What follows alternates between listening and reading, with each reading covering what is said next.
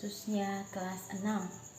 Ibu harap pagi ini semuanya dalam keadaan baik dan sehat. Nah, hari ini adalah pertemuan pertama kita dalam pembelajaran yang baru tahun 2020 dan 2021. Ibu harap hari ini kita tetap semangat dalam mengikuti setiap pembelajaran. Oke, baiklah, kita masuk dalam materi agama dan budi pekerti kita. Nah, materi pertama atau tema pertama yang kita bahas di kelas 6 adalah warga negara Indonesia. Nah, kita tahu bahwa negara Indonesia kita tercinta ini adalah negara yang besar dan juga unik. Mengapa dikatakan unik? Karena kita berbeda dengan negara-negara yang lain. Kita memiliki banyak keanekaragaman. Nah, selain itu, selain kita sebagai warga negara Indonesia yang unik dan beraneka ragam, kita juga harus melaksanakan hak dan kewajiban kita sebagai bangsa Indonesia. Tujuannya apa?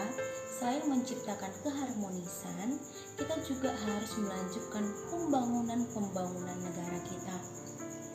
Lalu, selain itu, sebagai warga negara Indonesia, kita juga harus bersyukur kepada Tuhan. Kenapa kita bersyukur? Karena Tuhan telah memberikan segalanya, kekayaan alam yang diberikan kepada kita untuk kita gunakan, kita olah dan kita lestarikan. Oke, baiklah.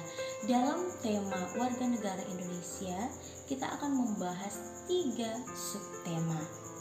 Subtema yang pertama adalah keanekaragaman dan kesatuan bangsa Indonesia. Yang kedua, hak dan kewajiban sebagai bangsa Indonesia. Dan yang ketiga adalah bangga dan bersyukur sebagai warga negara Indonesia. Nah, itulah 3 subtema yang akan kita bahas dalam materi hari ini. Nah, kita masuk dalam subtema yang pertama, yaitu keanekaragaman dan kesatuan sebagai bangsa Indonesia. Oke, nah dalam keanekaragaman dan kesatuan ini kita akan membahas tentang negara Indonesia yang terdiri dari banyak suku, banyak budaya, bahasa, dan juga kekayaan alam yang terkandung di dalam beribu-ribu pulau yang ada di Indonesia. Lalu, di sini kita harus juga menyadari sebagai hak dan kewajiban kita sebagai bangsa Indonesia seperti Yesus. Dia adalah seorang warga negara Yahudi. Tetapi walaupun dia adalah anak Allah, tetapi dia tetap membayar pajak sebagai warga negara. Maka kita juga sebagai warga negara Indonesia harus tetap taat. Nah, sebagai pelajar, apa hak dan kewajiban yang harus kita miliki? Yaitu belajar keras. Untuk apa? Untuk berprestasi, memberikan kebanggaan kepada negara kita. Nah, dalam materi ini kita akan membahas 4 poin penting.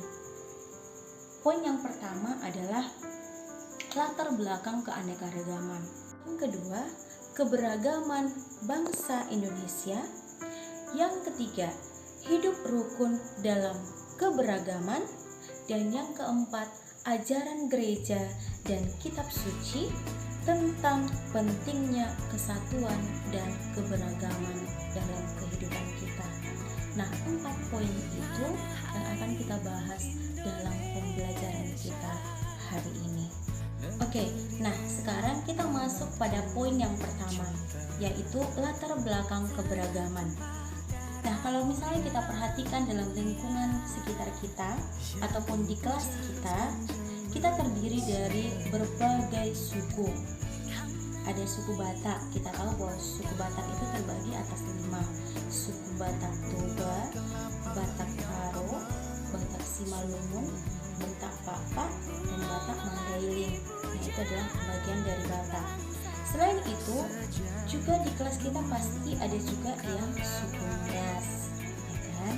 Ada juga suku Minang dan lain sebagainya. Itu adalah contohnya. Artinya di sekitar kita ini banyak sekali jenis suku. pastinya, dan agama juga banyak sekali. Nah, di setiap suku itu pasti memiliki kebiasaan-kebiasaan yang berbeda. Bagaimana kebiasaan suku mereka, tradisi mereka, adat istiadat mereka, dan bahkan marga-marga mereka juga pasti berbeda. Nah, itulah latar belakang dari keberagaman kita.